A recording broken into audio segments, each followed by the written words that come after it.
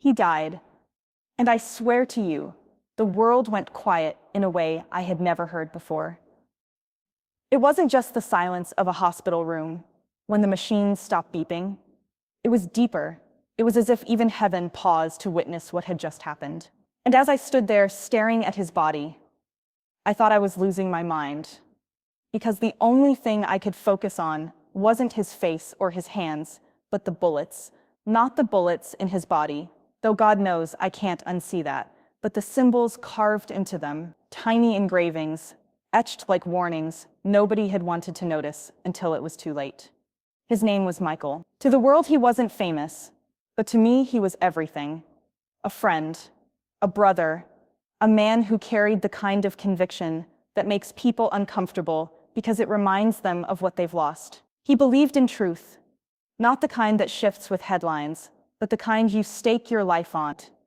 And that's exactly what he did.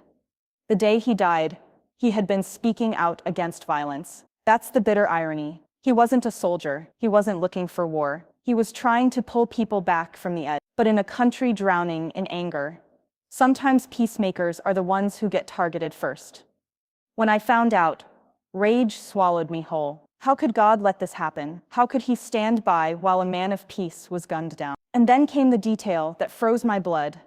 The bullets weren't just bullets. They were marked, etched with symbols, crosses, twisted into something unholy. Numbers linked to extremist codes. Signs meant to send a message louder than the gunshot itself. That's when grief turned into terror, because those symbols weren't random. They were warnings, not just to me, not just to his family, but to America. I didn't understand at first. I thought maybe I was imagining things, looking for meaning where there was none. But then Jesus came to me, as clear as I've ever known him. Not in thunder, not in visions of angels, but in the piercing stillness of my broken heart. He said, "Do you see? They brand their hate with symbols, so the world will know what flag they serve. These are not just bullets. They are sermons of fear." And in that moment, everything changed, because I realized Michael's death wasn't just a tragedy. It was a revelation. You see, America has always had symbols. The flag, the eagle, the cross. They were meant to unite, to remind us of something bigger than ourselves. But now, Jesus showed me, those same kinds of symbols were being hijacked, etched into weapons, worn on jackets, flashed in rallies, blasted across the internet. They weren't just marks. They were signals, codes to say, we belong to this side. We are soldiers in this war. And the war wasn't overseas. It was here, among us. I remember sitting in my room, holding one of those casings in my hand, staring at the engraving until my eyes blurred. And I asked him, "What does this mean? Why show me this?" And he said, "Because if America doesn't wake up, the bullets will not just kill bodies, they will kill truth. They will kill unity. They will kill love." I shook, not just with fear, but with recognition, because I had seen the buildup for years. The shouting on television, the endless culture wars, the way neighbors stopped talking and started labeling. I thought it was just politics, but now I understood. It was spiritual. Every carving on that bullet was a testimony of how far hearts had drifted from love. Michael had warned me, in his own way, weeks before his death. He told me symbols matter more than words now. People don't listen to speeches. They look for the logo on your hat, the patch on your jacket, the meme you share. It's not about truth anymore. It's about tribe. I had nodded, half listening, not realizing he was prophesying his own end. After he was gone, I started noticing it everywhere. The same symbols that were on the bullets appeared in graffiti, on online forums, in the background of protests. Most people didn't even notice. They just thought it was noise. But once you've seen, you can't unsee. And Jesus wouldn't let me look away. One night, I broke down and begged him, "Why show me this if I can't stop it? I'm just one man. I can't fight an entire culture." And his reply was firm but tender. "You are not called to stop it. You are called to speak it. Silence lets lies grow. Truth, even whispered, can scatter darkness." So I started speaking. Not in big rallies, not on TV, just in living rooms, in churches, at community meetings. I told people about Michael, I told them about the bullets, about the symbols. I told them what Jesus had revealed, that America was being warned, and people leaned in. Not because I had charts or statistics, but because grief has a way of cutting through noise. One woman grabbed my hand after a talk and said, "My son has that same symbol on his backpack." I thought it was just decoration. Her eyes filled with tears as she whispered, "What if he's already gone down that path?" Another man admitted he had tattooed one of those marks years ago, not realizing what it stood for, only to find himself pulled into a world of anger he couldn't escape. "I thought I was fighting for freedom," he said, "but I was really just fighting everyone."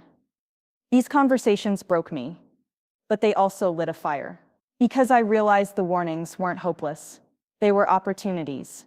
Every symbol could either be a curse or a call to wake up. And every time someone's eyes were opened, it was like pulling a soul back from the cliff. But it wasn't without cost. I started getting messages, threats, accusations. People called me a liar, said I was politicizing Michael's death. Some said I was crazy, seeing things that weren't there. And in my lowest moments, I wondered if they were right. But then I'd hold that casing again, trace the engraving with my thumb, and hear Jesus whisper, "This is not madness. This is testimony."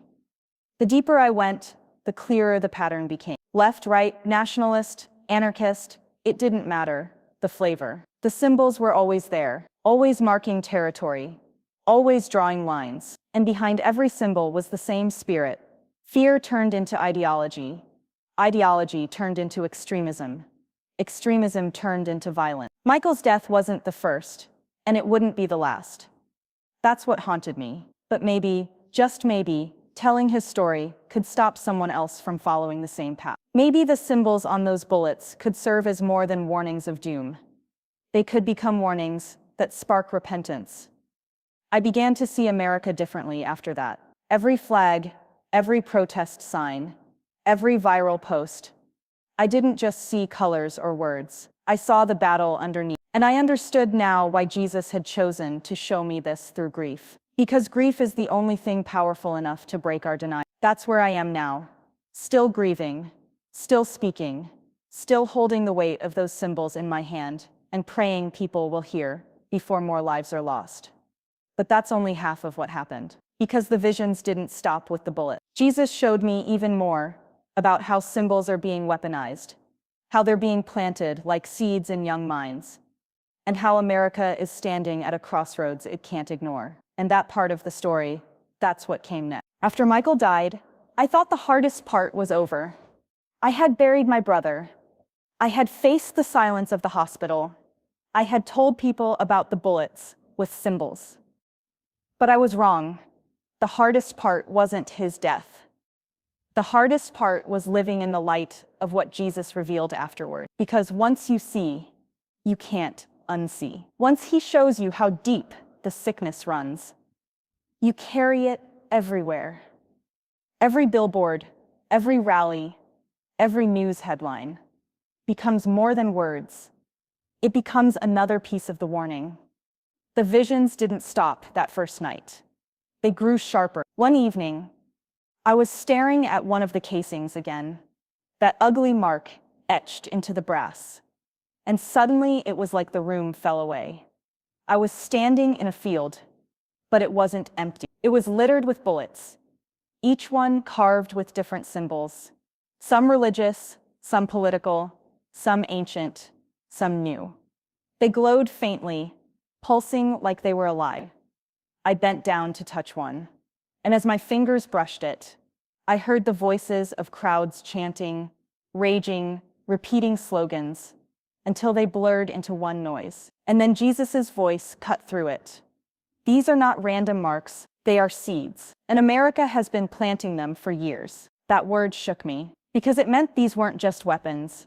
They were warnings, meant to grow into something bigger if left unchecked. And I realized he was showing me the future, not just the present. If the nation kept watering fear, those seeds of extremism would sprout into forests no one could cut down.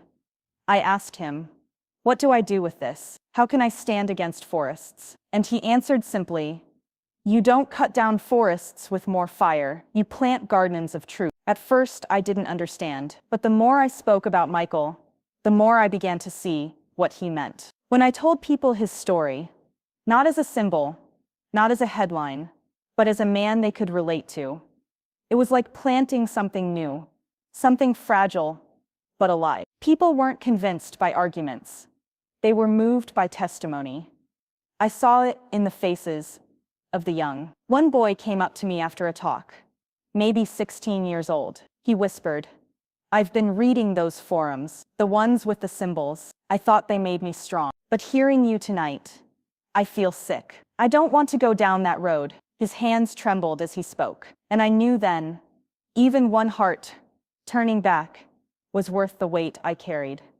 But the fight wasn't simple. Every time I spoke, I faced pushback, not just from strangers, but from people I loved. Some said I was exaggerating, that symbols on bullets didn't mean anything. Others accused me of dividing the country further by bringing it up. And then there were the threats, the emails telling me I was next, the anonymous messages, quoting the very codes etched into the casings. Fear pressed on me like a vice. One night, I was ready to quit. I told God, "I can't do this anymore. I'm tired. I'm scared. I don't want to live like this." And then he showed me something that broke me open. I saw Michael again, not dead, but alive in the vision. He was standing in a classroom, chalk in hand, writing on a board. Only instead of equations or words, he drew a symbol, the same one that had been on the bullet. But then he erased it, slowly, carefully, until it was gone. And in its place,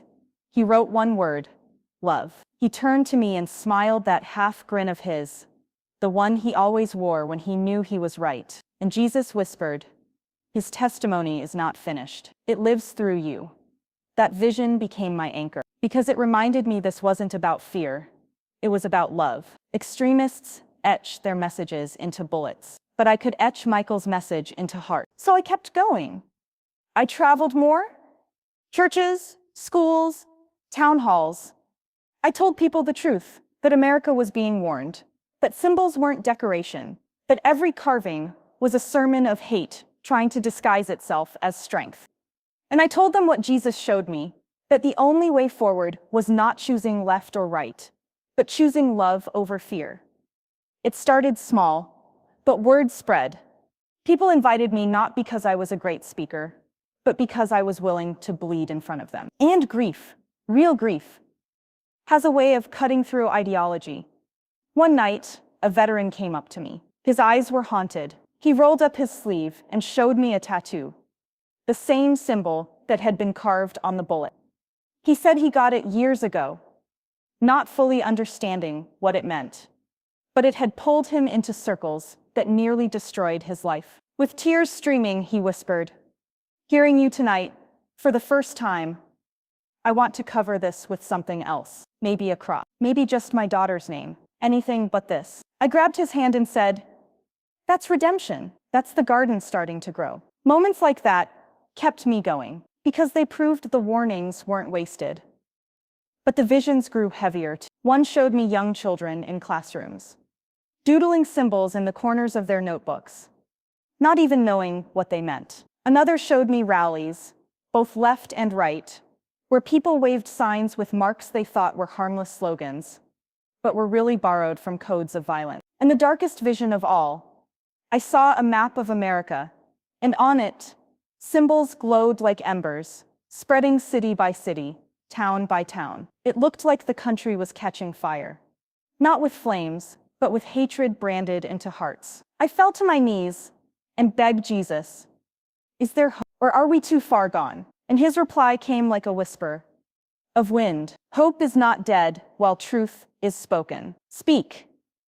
So that's what I do now. I speak, even when I'm tired, even when I'm scared, even when people roll their eyes or call me crazy. Because Michael's death was not just tragedy, it was testimony. And those bullets, those symbols etched in brass, were not just weapons, they were warnings. Warnings to America that we cannot ignore. Every time I tell his story, I pray it plants one seed of truth in someone's heart. Because if enough seeds grow, maybe, just maybe, We can choke out the weeds of hate before they swallow us whole. And maybe that's the point. Maybe that's why Jesus let me see what I saw. Because he knew I couldn't carry it alone. He knew I'd have to tell it. He knew someone out there needed to hear it, to wake up before it was too late. So here I am, still grieving, still scarred, but still speaking. Not because I want to, but because I must. Because silence would make me complicit. Because those symbols weren't just carved into bullets. They're carved into our culture. And unless we answer them with something stronger, they will keep spreading. But I believe love is stronger. I believe testimony is stronger. I believe Jesus is stronger. Michael died, but the warnings he left behind still speak, and I will not let them go unheard.